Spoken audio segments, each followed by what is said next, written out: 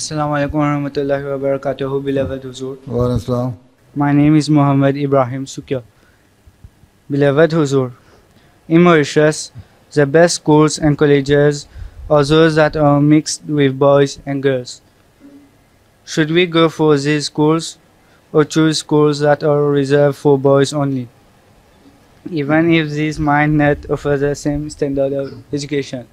You see, if the best schools are co-education schools, where there's mixed schools of boys and girls, and you are confident that you will not indulge yourself in the bad activities and making friendship with the girls, only concentrate on your studies, then you can go to the mixed schools.